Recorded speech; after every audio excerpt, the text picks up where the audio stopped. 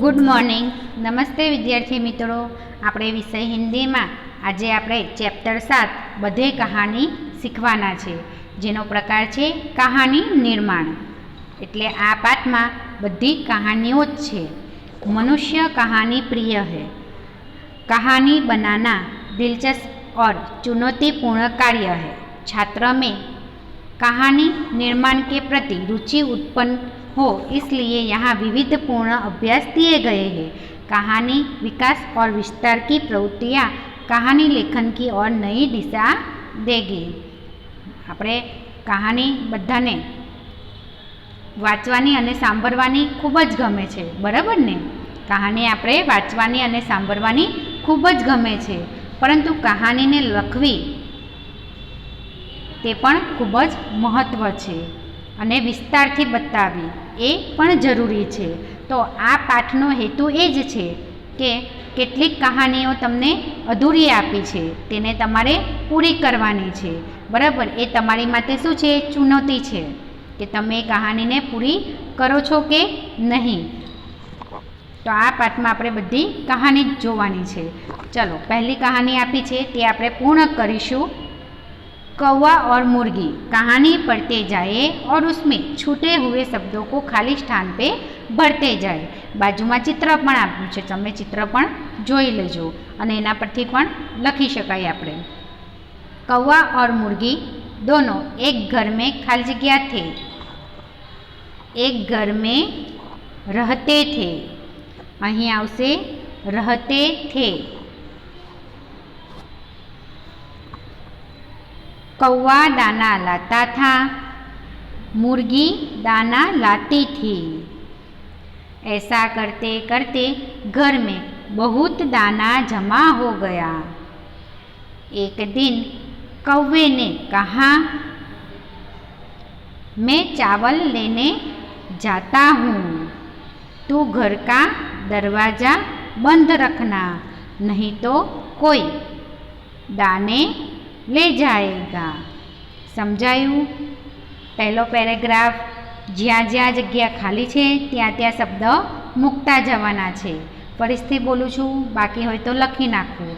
कौवा और मुर्गी दोनों एक घर में रहते थे। कौवा दाना लाता था, मुर्गी भी दाना लाती थी। ऐसा करते करते घर में बहुत दाना जमा हो गया। एक दिन कौवे ने कहा, मैं चावल लेने जाता हूँ, तू घर का दरवाज़ा बंद रखना, नहीं तो कोई दाने ले जाएगा। बीजो पैराग्राफ जोईशू।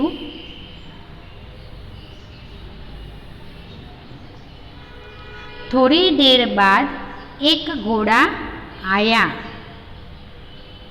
उसने कहा, मुर्गी मुर्गी दरवाज़ा खोल और मुझे दाना दे। मुर्गी ने कहा, नहीं नहीं, मैं दाना नहीं दूंगी। घोड़े ने कहा, मुर्गी मुझे दाना दे, मुझे बहुत भूख लगी है। मुर्गी को दया आ गई, उसने सारे दाने घोड़े को दे दिए। तीजो पैराग्राफ। अब वह सोचने लगी, कौवा दाना मांगेगा तो मैं क्या कहाँ से दूंगी? मुर्गी बहुत घबरा गई। जब कौवा दाना लेकर घर लौटा तब मुर्गी चक्की के पीछे छिप गई। कौवे ने आवाज़ लगाई, मुर्गी मुर्गी तू कहाँ है? डर के मारे मुर्गी चुप रही, एक आवाज़ भी नहीं निकाली। उस समय एक बिल्ली घर में आई। बिल्ली ने कहा, मुर्गी मुझे अपनी चक्की दे, मुझे दाना पीसना है। कौवे ने कहा, मुर्गी तो घर में नहीं है, तू अपना दाना यहीं लाकर पीस ले। बिल्ली दाना ले आई और पीसने को बैठी। बिल्ली ने दाना चक्की में डाला, मुर्गी ने चट उसे मुंह में भर दिया। बिल्ली ने और दाना चक्की में डाला, मुर्गी ने उसे भी चट कर दिया। बिल्ली पीसने लगी पर आटा न निकला। ये देख बिल्ली बहुत दुखी हुई। बिल्ली ने सारी बात कौवे को बताई। कौवा भी बहुत चकित हुआ। कौवा सोचने लगा, दाना कहाँ होगा। ढूंढते ढूंढते उसने चक्की के पीछे देखा, वहाँ मुर्गी मुंह में दाने भरे बैठी थी।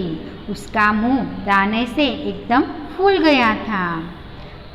उसे देख कौवा हंसा, उसे देख बिल्ली भी हंसी। दोनों हंसे तो मुर्गी को भी जोर जोर की हंसी आई। वो हंसी और उसके मुंह से सारे दाने निकल પડે। જોયું બાળકો, આ રીતે આપણે વાર્તાને પૂર્ણ કરી। પરંતુ વાર્તા તમે ચાહો તો આ વાર્તાને તમે ફક્ત 4 કે 5 લીટીમાં પણ પૂર્ણ કરી શકો છો, બરાબર ને? પણ આપણે વાર્તા લખતા હોય તો થોડી આપણે લંબાવીને લખવી પડે, એટલે થોડું વાક્યમાં ઉમેરવું પડે। ધારો કે અહીં આપ્યું છે કે उसे देख कौवा हंसा और बिल्ली भी बहुत हंसी। तेनी जगह આપણે एक लाइन में करવું હોય तो उसे देख दोनों हंसे, अथवा उसे देख कौवा और बिल्ली दोनों हंसे। परंतु અહીં શું કર્યું છે, બંને વાક્યને અલગ કર્યા છે। કેમ? કારણ કે આપણે વાર્તા કહાની છે એટલે કહાનીને આપણે લંબાવવાની છે, જેમ બને એમ વિસ્તારથી બતાવવાની છે। મતલબમાં લંબાવવાની એટલે ખોટું ખોટું પણ નથી લખવાનું, પણ એને વિસ્તારથી બતાવવાની હોય છે, બરાબર? તો આ કહાનીનો જવાબ તમારે આ ચોપડીમાં જ લખી દેવાનો રહેશે। અને જો ચોપડીમાં જવાબ લખેલો હોય તો તમે નોટમાં પણ લખી શકો છો। બાળકો, આમાં અભ્યાસમાં અને સ્વાધ્યાયમાં પણ બધી કહાની જ છે, માટે એ કહાનીમાં તમને સમજાવવાની જરૂર નથી, પણ તમારે જે હું કહાની આપું લેશનમાં તે તમારે વાંચી વાંચીને નોટમાં લખવાની રહેશે, જેથી તમે બધી કહાનીઓ યાદ રહી શકે। આપણે મોઢે તો નહીં કરી શકીએ બધી કહાની, પણ વાંચીને લખશો। કહાની એવી વસ્તુ છે કે એને રટ્ટો મારવાની જરૂર નથી, તમે ધ્યાનથી વાંચશો એટલે એ આપણે યાદ રહી જ જાય છે, બરાબર ને? તો એ આપણે એકવાર ધ્યાનથી વાંચીને લખશું એટલે એ આપણે કહાની યાદ રહી જાય, જેથી પરીક્ષામાં કોઈ પણ કહાની પૂછાય તો તમે એનો જવાબ લખી શકો। અને આમાંથી કેટલીક કહાનીઓ તો આપણે આગળ લખી જ ગયા હશું। અને પ્રશ્ન 3માં છે કે ટીવી, રેકોર્ડર, રેડિયો કે ટેપ રેકોર્ડર કે મોબાઈલના માધ્યમથી તમને આ બધી કહાની હું મોકલી આપીશ, તો તમે એકવાર એ ચિત્ર દ્વારા પણ જોઈ શકો છો, બરાબર? અને નોટમાં તો લખવાની જ છે બધી કહાની, એટલે આપણે લખીશું। એટલે તમારે આજે નોટમાં અભ્યાસ સ્વાધ્યાયના પ્રશ્નો પણ પૂર્ણ કરવાના રહેશે। કહાનીઓ વધારે છે એટલે થોડું થોડું લેશન કરીને પૂર્ણ કરવાનું રહેશે। અહીં આપણો 7મો ચેપ્ટર પૂર્ણ થાય છે। Thank you.